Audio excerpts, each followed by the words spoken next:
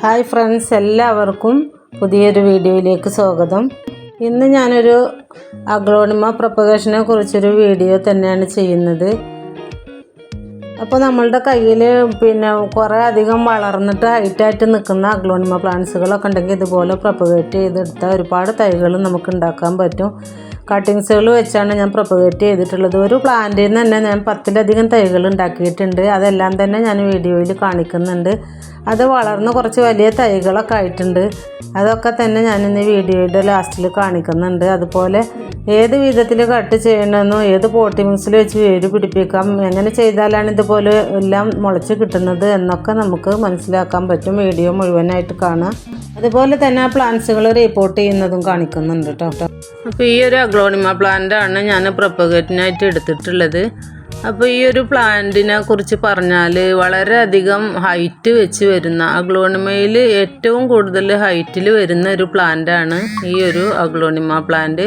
ഇതിന് white stem എന്നും പറയാറുണ്ട്. അതേപോലെ തന്നെ ഞാനൊരു 3 വർഷം മുന്നെയാണ് ഈ ഒരു പ്ലാന്റ് വാങ്ങിച്ചത്. അന്ന് ഇതിന് പറഞ്ഞത് അഗ്ലോണിമ ടൈഗർ എന്നാണ് കേട്ടോ. നല്ല ഭംഗിയാണ് ഈ ഒരു ലീഫുകളും, അതേപോലെ സ്റ്റെമ്മ് നല്ല വൈറ്റ് കളർ സ്റ്റെമ്മ് തന്നെയാണ് പേര് പോലെ ഈ ഒരു പ്ലാന്റിനും കാണുന്നത്. അതേപോലെ തന്നെ നല്ല ഹൈറ്റിൽ വരുന്നൊരു പ്ലാന്റും ഒരുപാട് ലോങ് ലീഫുമാണ് ഈ ഒരു പ്ലാന്റിനുള്ളത്. അപ്പോൾ ഇതേപോലെ വളർന്നു വന്നിട്ടുള്ള പ്ലാന്റാണ് ഞാൻ കട്ട് ചെയ്തിട്ട് ഒരുപാട് തൈകൾ ഉണ്ടാക്കി എടുത്തിട്ടുള്ളത് കേട്ടോ. അപ്പോൾ ഇത് ഓരോ പ്ലാന്റിനും പ്രൊപ്പഗേറ്റിനും വളർന്ന് മുളച്ച് വരുമ്പോൾ കുറച്ച് സമയം പിടിക്കുന്ന പ്ലാന്റുകളും ഉണ്ട്. അതേപോലെ ഇതൊക്കെ ഹാർഡായിട്ട് വരുന്ന കട്ടിങ്സുകൾ വളർന്ന് കിട്ടാൻ കുറച്ച് സമയം പിടിക്കാറുണ്ട്. അപ്പോൾ അതിൽ പെട്ടൊരു പ്ലാന്റാണിത്. ഇതാണ് ഞാൻ പ്രൊപ്പഗേറ്റ് ചെയ്ത് എടുത്തിട്ടുള്ളത്. അപ്പോൾ ഇത് കണ്ടില്ലേ, ഇത് കുറച്ച് ഹൈറ്റിൽ വരുന്ന പ്ലാന്റുമാണ്. അതേപോലെ തന്നെ നല്ല വലിപ്പത്തിലാണ് ഇതിൻ്റെ സ്റ്റെമ്മ് വരാറുള്ളത് കേട്ടോ. അപ്പോൾ ഈ ഒരു പ്ലാന്റ് ഞാൻ കട്ട് ചെയ്തെടുത്തുനിന്നാണ് ആ 3 തൈകൾ വന്നിട്ടുള്ളത്. മറ്റൊരു പ്ലാന്റ് അന്ന് ഇതൊരു ചെറിയ പ്ലാന്റ് ആയിരുന്നു. ഇപ്പോൾ ഇത് വലിയൊരു പ്ലാന്റ് ആയിട്ട് വന്നിട്ടുണ്ട് കേട്ടോ. അപ്പോൾ ഇതും നമുക്ക് ഇനി ഒരുപാട് സ്റ്റെമ്മുകൾ ഇതിൽ നിന്ന് കട്ട് ചെയ്തിട്ട് മാറ്റി വീണ്ടും പ്രൊപ്പഗേറ്റ് ചെയ്ത് എടുക്കാൻ പറ്റും. ഒരു 6 മാസം മുന്നെയാണ് ഞാനിത് പ്രൊപ്പഗേറ്റ് ചെയ്ത് വെച്ചിട്ടുള്ളത് കേട്ടോ. അപ്പോൾ ആ ഒരു പ്ലാന്റിൻ്റെ അപ്ഡേഷനൊക്കെ നിങ്ങളെ കാണിക്കാം. നല്ല ഭംഗിയായിട്ടും തിക്കായിട്ടും ഒക്കെ വരുന്ന ലീഫുകളാണ് ഈ ഒരു പ്ലാന്റിന് കേട്ടോ. നല്ല ഹൈറ്റിലും വരും. അപ്പോൾ കാണാൻ വളരെ ഭംഗിയാണ്. അപ്പോൾ അതിൻ്റെ ഒരു പ്ലാന്റിൻ്റെ കട്ടിങ്സുകളാണ് ഞാനിത് മാറ്റി എടുത്തിട്ടുള്ളത് കേട്ടോ. അപ്പോൾ അതിന് വേണ്ടിയിട്ട് ഇതിൽ എടുത്തിട്ടുള്ള പോട്ടി മിക്സ് കൊക്കോപീറ്റും അതുപോലെ തന്നെ മണ്ണും മാത്രമാണ് കേട്ടോ. മണലും ചേർത്തിട്ടുണ്ട് കുറഞ്ഞ അളവിൽ. അപ്പോൾ ഇത് മതി നമുക്കിതിന് പോട്ടി മിക്സ്. അപ്പോൾ ഇതേപോലെ ഒരു ലീഫ് വെച്ചിട്ട് നമുക്ക് 1-2 നോഡ് വെച്ച് കട്ട് ചെയ്തിട്ടും ഇതുപോലെ നമുക്ക് പ്രൊപ്പഗേറ്റ് ചെയ്യാൻ എടുക്കാം കേട്ടോ. അപ്പോൾ ഇതേപോലുള്ള ഒരുപാട് പീസുകളാണ് ഞാൻ എടുത്തിട്ടുള്ളത്. അപ്പോൾ കുറച്ച് പോട്ടിലും വെച്ച് കൊടുക്കണമെന്ന് വിചാരിക്കുന്നുണ്ട്. കുറച്ച് ഈ ഒരു കവറിലാണ് കേട്ടോ ഇത് നട്ടു കൊടുക്കുന്നത്. ഇനി വേറൊരു പോട്ടിലേക്കും കുറച്ച് പീസുകൾ വെച്ചിട്ടുണ്ട്. അപ്പോൾ ഇത്രയും വലിപ്പത്തിലാണ് ഓരോ പീസുകൾ എടുത്തിട്ടുള്ളത്. അപ്പോൾ ഇനി ഇത് ഒക്കെ ഒരൊറ്റ പോലും നശിച്ചു പോവാതെ എനിക്ക് തൈകളായിട്ട് കിട്ടിയിട്ടുണ്ട് കേട്ടോ. അപ്പോൾ ഇത് ഞാൻ കുറേ മുന്നേ എടുത്ത് വെച്ചൊരു വീഡിയോ ആണ്. അത് തൈകളായിട്ട് ഉള്ളതാണ് ഇപ്പോൾ ഞാൻ കാണിക്കുന്നത് കേട്ടോ. അപ്പോൾ ഇതുപോലെ ചെയ്താൽ മതി, ഒരുപാട് തൈകൾ നമുക്ക് ഉണ്ടാക്കിയെടുക്കാൻ പറ്റും കേട്ടോ. അപ്പോൾ അത് ഇത്രയും അടുപ്പിച്ചും വെച്ച് കൊടുക്കാം കേട്ടോ. ഇനിയും കുറച്ച് കട്ടിങ്സുകളുണ്ട്, അത് ഞാൻ ചട്ടിയിൽ നട്ടു കൊടുക്കാനാണ് ഉദ്ദേശിക്കുന്നത്. അപ്പോൾ ഇതേപോലെ വളരെ അടുപ്പിച്ച് വെച്ചാലും മതി കേട്ടോ. നല്ല രീതിയിൽ തന്നെ ഇതിന് വേരൊക്കെ വന്ന് തൈകളായിട്ട് വരുന്നതാണ്. ഒന്ന് പ്രസ് ചെയ്ത് മണ്ണിൽ വെച്ച് കൊടുത്തിട്ട് ഇത്തിരി മണ്ണ് അതിൻ്റെ മുകളിൽ ഇട്ട് കൊടുത്താൽ മതി കേട്ടോ. അങ്ങനെയാണ് ഞാനിത് പ്രൊപ്പഗേറ്റിനായിട്ട് വെച്ചിട്ടുള്ളത്. എന്നിട്ട് നമുക്ക് സാഫ് കലക്കിയ വെള്ളം കുറച്ച് ഇതിന് ഒഴിച്ച് കൊടുക്കാം കേട്ടോ. അപ്പോൾ വല്ല ഫംഗസ് അതൊക്കെ വരാതിരിക്കാനാണ് നമ്മൾ അങ്ങനെ ചെയ്യുന്നത്. ഫംഗൽ ഇൻഫെക്ഷനൊന്നും വരില്ല, കട്ടിങ്സുകൾ വെക്കല്ലേ. അപ്പോൾ ഇതാണ് നമ്മൾ അന്ന് വെച്ച കട്ടിങ്സുകൾ. തൈകൾ വളരെയധികം വളർന്ന് 4-5 ലീഫുകളൊക്കെ ആയിട്ട് വന്നിട്ടുണ്ട് കേട്ടോ. അപ്പോൾ ഇത് കണ്ടില്ലേ, ഓരോ കട്ടിങ്സിനും തൈകളായിട്ട് വന്നിട്ടുള്ളത്. അപ്പോൾ ഇതുപോലെ നമ്മൾ വെച്ച് കൊടുത്ത എല്ലാ കട്ടിങ്സും നമുക്ക് തൈകളായിട്ട് കിട്ടും കേട്ടോ. ഇതേപോലുള്ള 1-2 നോഡ് വെച്ച് കട്ട് ചെയ്തിട്ട് വെച്ചാൽ മതി.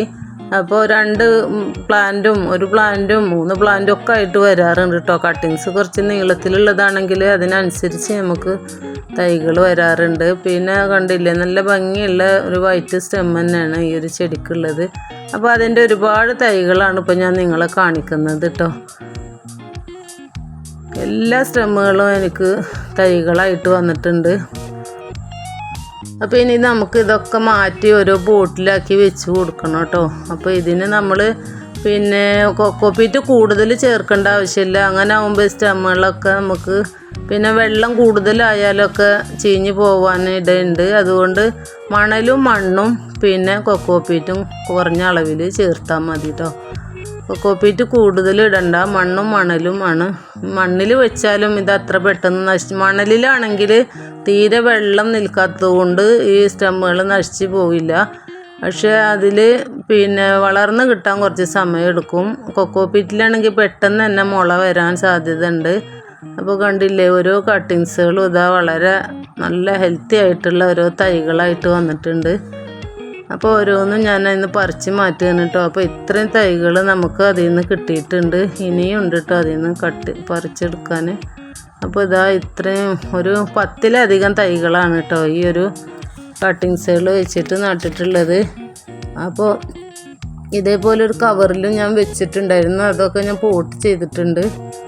അപ്പോൾ ഇത് ചട്ടിയിൽ വെച്ചതാണ് കേട്ടോ ഇപ്പോൾ നമ്മൾ കാണുന്നത്. ഇത് 10ലധികം കട്ടിങ്സുകൾ വെച്ചിട്ടുണ്ടായിരുന്നു. അപ്പോൾ ഒക്കെ ഇതാ നല്ല രീതിയിൽ തന്നെ നമുക്ക് വേര് പിടിച്ച് കിട്ടിയിട്ടുണ്ട്.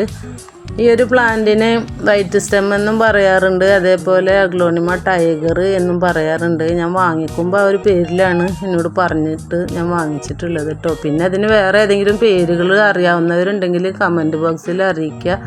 അപ്പോൾ ഇതാ ഒരുപാട് കട്ടിങ്സുകൾ ഇതാട്ടോ ഒക്കെ തൈകളായിട്ട് കിട്ടിയിട്ടുണ്ട്. അപ്പോൾ നിങ്ങൾ ഈ ഒരു രീതിയിൽ വെച്ച് കൊടുക്കുകയാണെങ്കിൽ നമുക്ക് തൈകൾ ഒരുപാട് ഉണ്ടാക്കിയെടുക്കാൻ പറ്റും.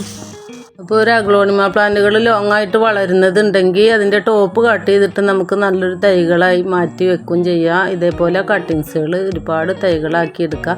അപ്പോൾ ഇത് മാറ്റി നടാനായിട്ട് ഞാൻ എടുത്തിട്ടുള്ള പോട്ടി മിക്സ് മണ്ണും മണലും തന്നെയാണ് കേട്ടോ. കുറച്ച് ചാണകപ്പൊടിയും ചേർത്തിട്ടുണ്ട്. വേരൊക്കെ വന്നതുകൊണ്ട് നമുക്ക് ഇതിന് വളം കൊടുത്താലും കുഴപ്പമൊന്നുമില്ല. അപ്പോൾ ഇതാ ഞാനിത് ഇതിൽ നട്ട് കൊടുക്കുന്നുണ്ട് കേട്ടോ. അപ്പോൾ ഇതും നമ്മൾ പിന്നെ പോട്ട് ചെയ്ത് കഴിഞ്ഞാൽ അതിൽ നമുക്ക് കുറച്ച് ഫംഗസ് സൈഡ് കലക്കിയ വെള്ളം തന്നെ ഒഴിച്ചു കൊടുക്കണം കേട്ടോ. അതിന് ഞാൻ സാഫ് തന്നെയാണ് ഉപയോഗിക്കാറുള്ളത്. അത് നല്ലൊരു റിസൾട്ടുള്ള ഒരു ഫംഗസൈഡ് തന്നെയാണ് കേട്ടോ. അപ്പോൾ നമ്മൾ ഫംഗൽ ഇൻഫെക്ഷനൊന്നും വരാതിരിക്കാൻ നമുക്കത് ഈ പ്ലാന്റുകൾ പോട്ട് ചെയ്ത് കഴിഞ്ഞാൽ അത് ഏത് പ്ലാന്റിനും അത് ഒഴിച്ചു കൊടുക്കുന്നത് നല്ലതാണ് കേട്ടോ. അപ്പോൾ ഇതാ കണ്ടില്ലേ, വളരെ ഭംഗിയായിട്ട് തന്നെ ഈ പ്ലാന്റ് നമുക്ക് വളർന്ന് കിട്ടും. അപ്പോൾ ഇതാ സാഫ് കലക്കിയ വെള്ളം തന്നെ ഞാൻ ഒഴിച്ചു കൊടുക്കുന്നുണ്ട് കേട്ടോ. അപ്പോൾ ഇതേപോലെ വെച്ചാൽ നമുക്ക് ഈ ഭംഗിയായിട്ട് ഈ പ്ലാന്റുകളൊക്കെ വളർന്ന് കിട്ടും. അപ്പോൾ നിങ്ങളെ പ്ലാന്റ്സുകളൊക്കെ കട്ട് ചെയ്യാനായിട്ടുള്ളതുണ്ടെങ്കിൽ ഇതേപോലെ കട്ട് ചെയ്തിട്ട് വെച്ച് കൊടുക്കുക കേട്ടോ. അപ്പോൾ ഇത്രയൊക്കെ ഉള്ളൂ വീഡിയോ. നിങ്ങൾക്ക് എല്ലാവർക്കും എൻ്റെ വീഡിയോ ഇഷ്ടമായെന്ന് കരുതുന്നു. ഇഷ്ടമായെങ്കിൽ ലൈക്ക് ചെയ്യുക. ആദ്യമായിട്ട് കാണുന്നവരുണ്ടെങ്കിൽ സബ്സ്ക്രൈബ് ചെയ്ത് സപ്പോർട്ട് ചെയ്യുക. അപ്പോൾ ഇനി അടുത്ത പുതിയൊരു വീഡിയോയിൽ കാണുന്നത് വരെ എല്ലാവർക്കും ബൈ ബൈ.